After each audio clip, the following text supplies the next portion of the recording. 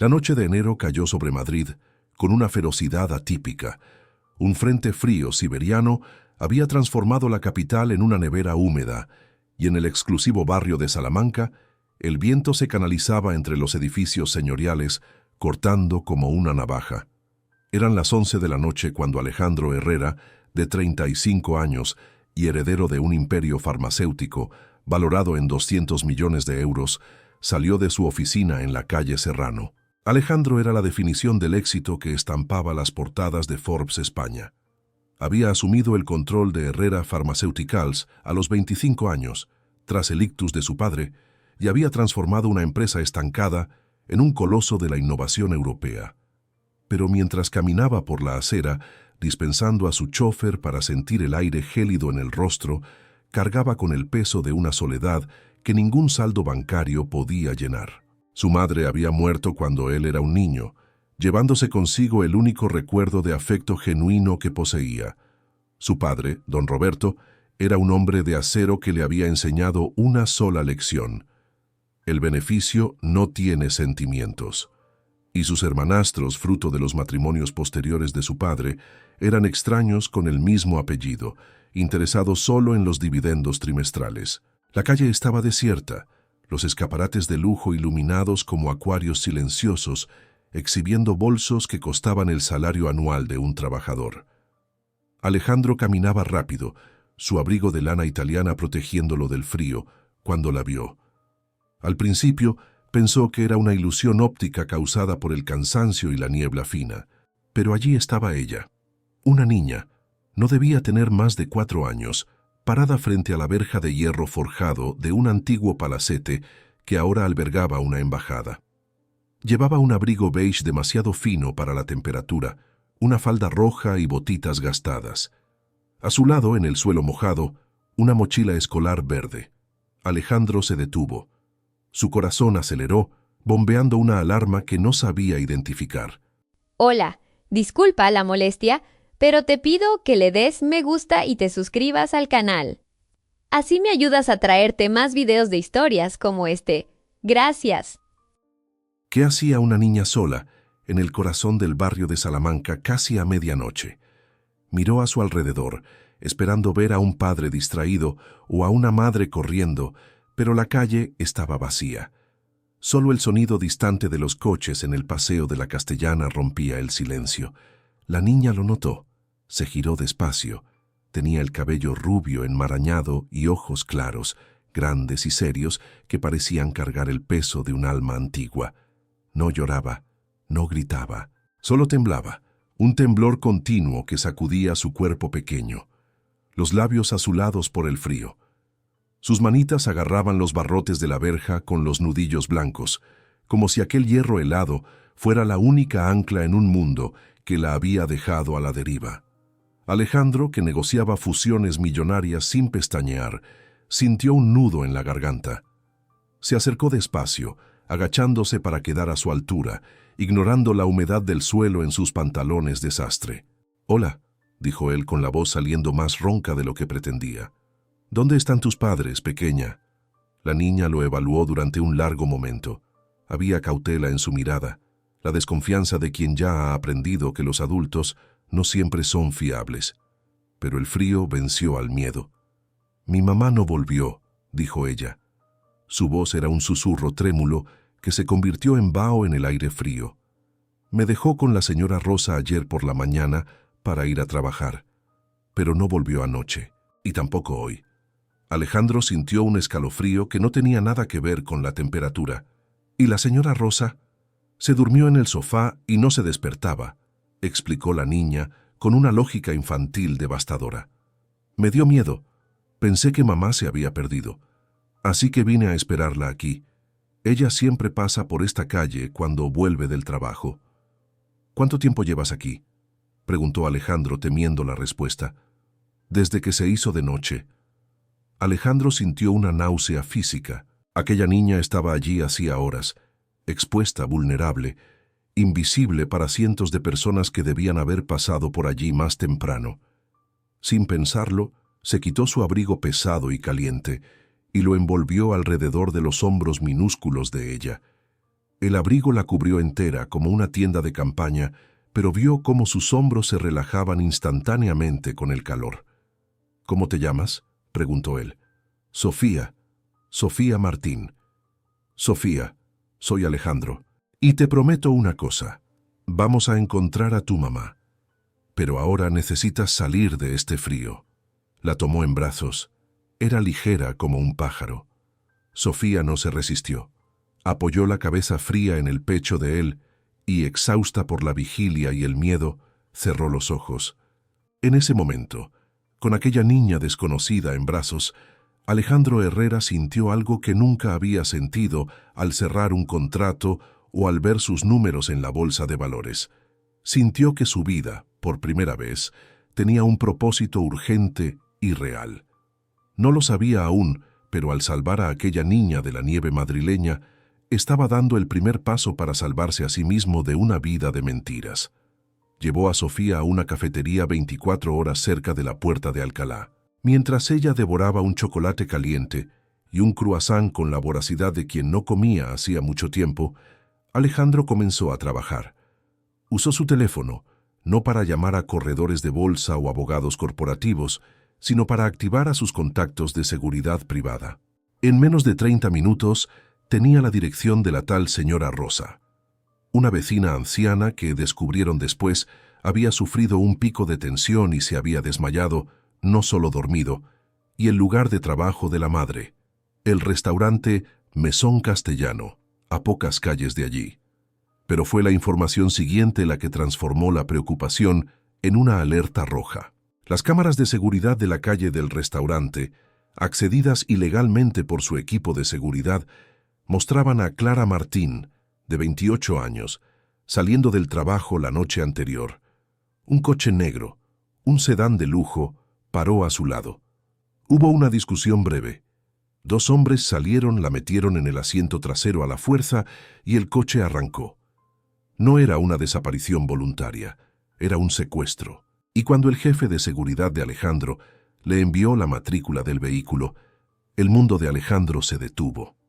El coche estaba registrado a nombre de una sociedad fantasma, pero la dirección de facturación llevaba a unas oficinas en el Paseo de la Castellana. Las oficinas de Marcos Herrera, su medio hermano mayor, el director de operaciones no oficiales de la familia. El enemigo no era un extraño. El enemigo tenía su misma sangre. Alejandro instaló a Sofía provisionalmente en un apartamento de invitados de su ático en Gran Vía, bajo el cuidado de una gobernanta de confianza y un equipo de seguridad armado. Le dijo a la niña que su madre había tenido que resolver un problema de trabajo urgente y que él la estaba ayudando a volver. Mentir a aquellos ojos claros fue lo más difícil que había hecho, pero necesitaba tiempo. En los 3 días siguientes, Alejandro se sumergió en el submundo de su propia familia. Siempre había sabido que Marcos, 15 años mayor y fruto del primer matrimonio de su padre, operaba en las sombras. Marcos era el hombre que resolvía los problemas, licencias ambientales denegadas que mágicamente eran aprobadas, competidores que desistían de licitaciones, escándalos silenciados. Alejandro, enfocado en la innovación y la ciencia, había elegido ignorar esa parte del negocio, manteniendo las manos limpias mientras el dinero entraba. Ahora la suciedad estaba en su sala de estar. Su equipo de investigación descubrió quién era Clara Martín. No era solo una camarera.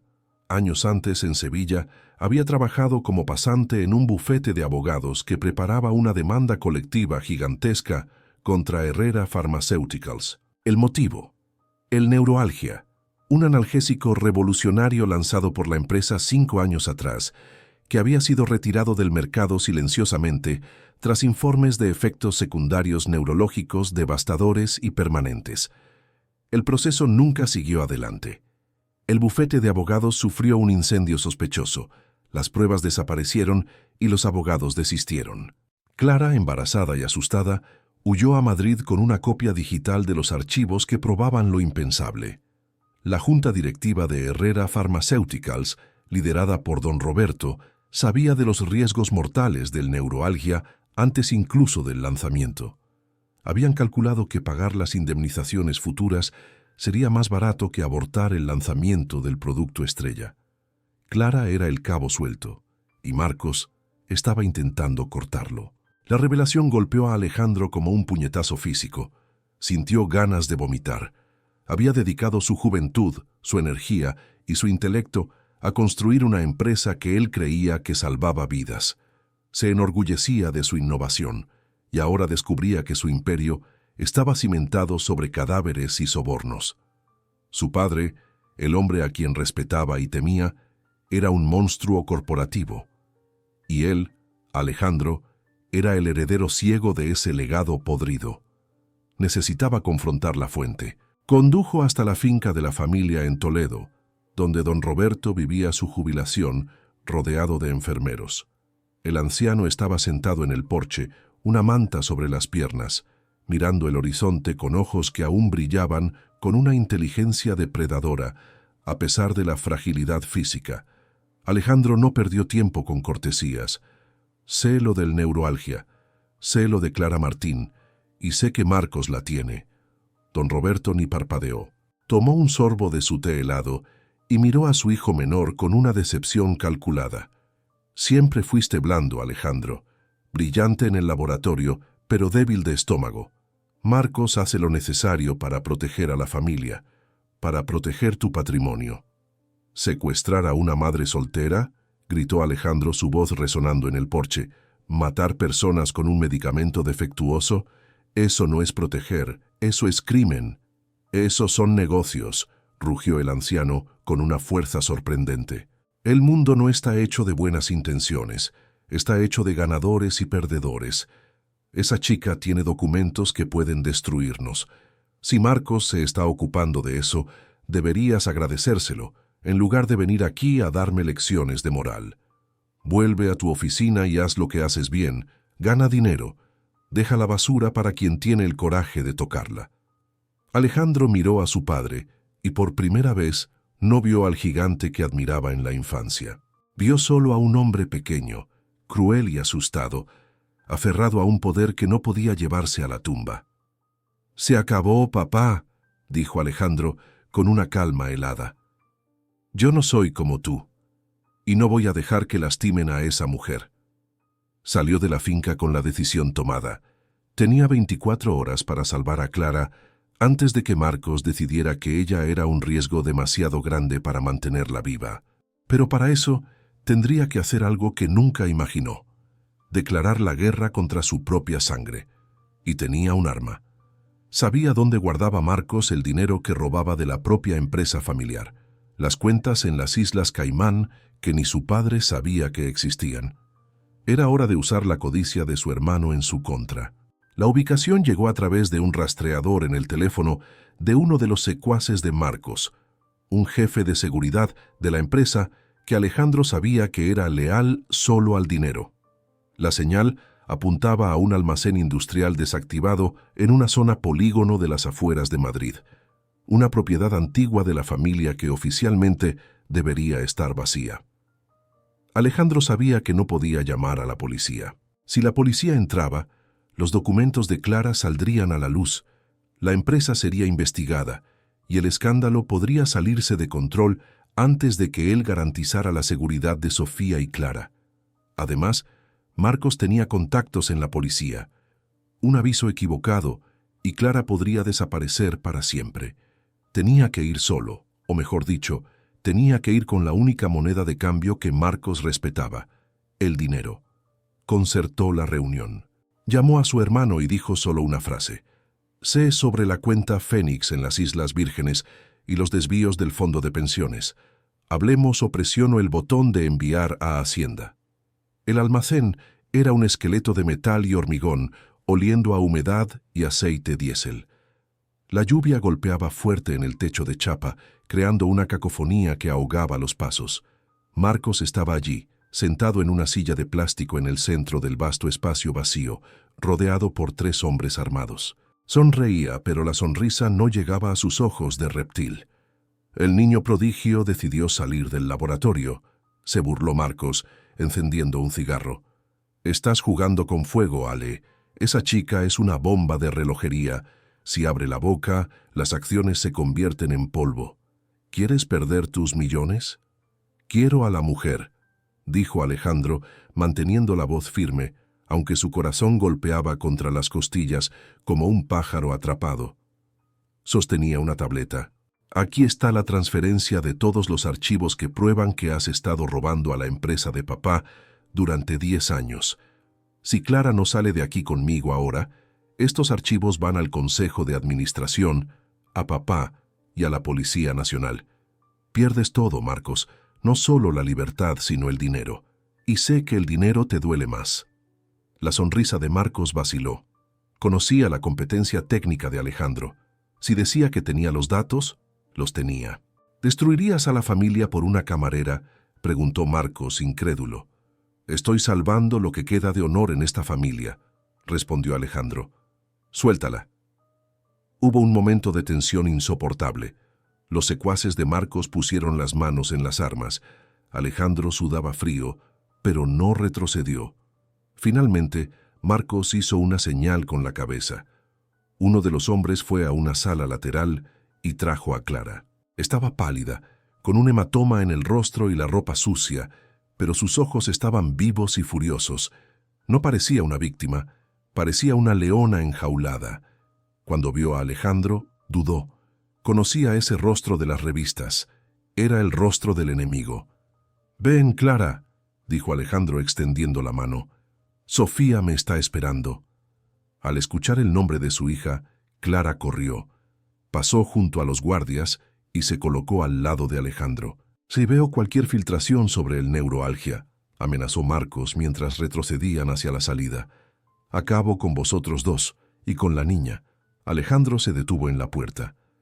«Si te acercas a ellas, Marcos, no voy a mandar a la policía. Voy a gastar cada céntimo de mi fortuna para asegurar que te pudras en el agujero más profundo del sistema penitenciario. Y sabes que tengo más dinero que tú». Salieron a la lluvia. Alejandro metió a Clara en su coche y bloqueó las puertas. Condujo kilómetros en silencio, verificando constantemente los retrovisores. «¿Por qué has hecho esto?», preguntó Clara. Finalmente, su voz ronca. «Tú eres un Herrera. Tú eres el dueño de todo eso. ¿Por qué salvarme?». «Porque conocí a Sofía», respondió Alejandro mirando la carretera, «y porque descubrí que mi vida entera fue construida sobre una mentira». «No lo sabía, Clara, te lo juro. No sabía que el medicamento mataba». Clara lo miró. Buscó la mentira en su rostro, la arrogancia típica de los ricos que había aprendido a odiar, pero solo encontró cansancio y vergüenza. «Mi padre murió por culpa de ese medicamento», dijo ella, en voz baja. «Lo tomó para un dolor de espalda. Tuvo un colapso nervioso, parálisis. Fue horrible. Yo guardé esos documentos no por dinero. Los guardé por justicia, para que ninguna otra hija se quedara sin padre».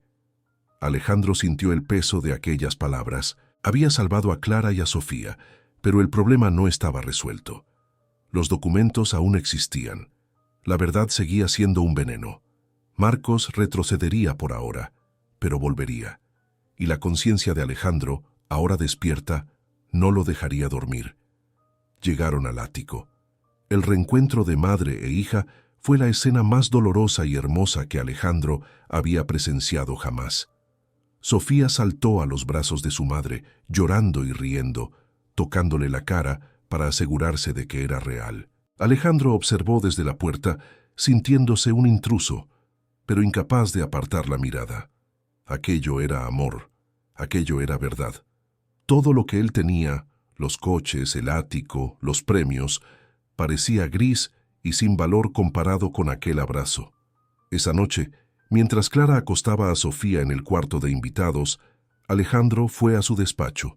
Miró las luces de Madrid, la ciudad que su familia había ayudado a curar y a envenenar. Tenía una elección. Podía dar dinero a Clara, mandarla a Europa, esconder la suciedad y seguir siendo el CEO de éxito. O podía hacer lo único que limpiaría su nombre, pero destruiría su vida tal como la conocía. La mañana siguiente trajo una calma engañosa. Alejandro, Clara y Sofía desayunaron juntos. Parecía una escena doméstica surrealista. El multimillonario y la camarera fugitiva, unidos por el trauma y por una niña que comía cereales ajena al peligro. Sofía, con la inocencia que desarma ejércitos, miró a Alejandro. «Tío Ale, el hombre malo que se llevó a mamá va a ser castigado». Alejandro miró a la niña. «¿Por qué preguntas eso, Sofía?» «Porque en los cuentos, los villanos siempre van a la cárcel. Si no van, vuelven para hacer maldades otra vez. Mi abuelo decía que el mal hay que cortarlo de raíz, si no crece como la mala hierba». La frase resonó en la mente de Alejandro. El mal hay que cortarlo de raíz. Su padre era la raíz. Marcos era la rama podrida. Y él, Alejandro, era el fruto que podía elegir ser dulce o venenoso. Si no hacía nada, si solo escondía a Clara, el ciclo continuaría. Otras personas morirían. Otras Sofías se quedarían huérfanas. Miró a Clara. «¿Dónde están los documentos? ¿Los originales?» Clara dudó. Luego suspiró. «En una caja de seguridad en Sevilla. La llave está cosida en el forro de la mochila de Sofía». Alejandro asintió. «Coge la llave. Vamos a terminar con esto hoy». Convocó una rueda de prensa para las 2 de la tarde en el auditorio principal de Herrera Pharmaceuticals. La excusa era el anuncio de un nuevo medicamento revolucionario. La sala estaba llena de periodistas, inversores y cámaras de televisión. Don Roberto veía desde casa vía transmisión en vivo. Marcos estaba en la primera fila, sonriendo, creyendo que Alejandro anunciaría su rendición o algún acuerdo para encubrir el caso. Alejandro subió al escenario. Estaba solo. No había diapositivas de marketing ni sonrisas corporativas. «Hoy no he venido a hablar de futuro», comenzó, su voz firme proyectada por los micrófonos. «He venido a hablar del pasado y de crímenes». La sonrisa de Marcos desapareció. Alejandro lo contó todo. Con Clara y Sofía viendo desde un lugar seguro, protegidas por guardaespaldas leales, narró la historia del neuroalgia. Proyectó en la pantalla gigante los documentos que Clara había guardado durante años, los correos electrónicos de su padre autorizando la venta del medicamento tóxico, los sobornos pagados a los reguladores, los informes de defunciones ocultados. El auditorio entró en caos. Los periodistas gritaban preguntas, los asesores intentaban cortar el sonido, pero Alejandro continuó. «Renuncio hoy a mi cargo de CEO y anuncio que estoy entregando todas estas pruebas a la Fiscalía. Estoy liquidando mis activos personales, mi herencia, mis acciones, mis propiedades, para crear un fondo de indemnización para todas las víctimas del neuroalgia. La empresa quebrará. Mi familia perderá todo, pero la verdad prevalecerá». Miró directamente a la cámara hablándole a su padre. «El beneficio no tiene sentimientos, papá, pero las personas sí». La policía entró en el auditorio. Marcos intentó huir, pero fue detenido en la salida lateral, gritando amenazas. La imagen de Alejandro siendo escoltado para prestar declaración, no como criminal, sino como delator y reo confeso de negligencia corporativa, dio la vuelta al mundo. Herrera Pharmaceuticals se desmoronó en semanas. Las acciones valían céntimos. Don Roberto, humillado y expuesto, sufrió un segundo derrame fatal antes de ser imputado. Marcos fue condenado a 20 años de prisión por secuestro, fraude y delitos contra la salud pública. Alejandro perdió el ático, los coches, el estatus. Se quedó con casi nada, excepto la conciencia limpia. Un año después. Es un domingo de sol en el Parque del Retiro. Alejandro está sentado en el césped, vistiendo una camiseta sencilla y vaqueros. No parece el magnate de la portada de Forbes, pero parece 10 años más joven. A su lado Clara lee un libro. No son ricos, pero viven con dignidad. Alejandro abrió una pequeña consultoría de ética corporativa y Clara volvió a estudiar Derecho, financiada por el trabajo de Alejandro. Sofía corre hacia ellos sosteniendo un papel. «Mirad, nos he dibujado». En el dibujo hecho con ceras de colores, hay 3 figuras cogidas de la mano bajo un sol amarillo gigante. Debajo, con letras torcidas, está escrito «Mi familia». Alejandro toma el dibujo. Mira a Clara que sonríe y le aprieta la mano. Se enamoraron en medio de la tormenta, uniendo sus pedazos rotos para construir algo nuevo. «Ha quedado precioso, Sofía», dice Alejandro, besando la frente de la niña. Es el cuadro más valioso que he tenido nunca. Piensa en los millones que perdió, en el poder que se evaporó. Y entonces mira a Sofía y a Clara, seguras y felices.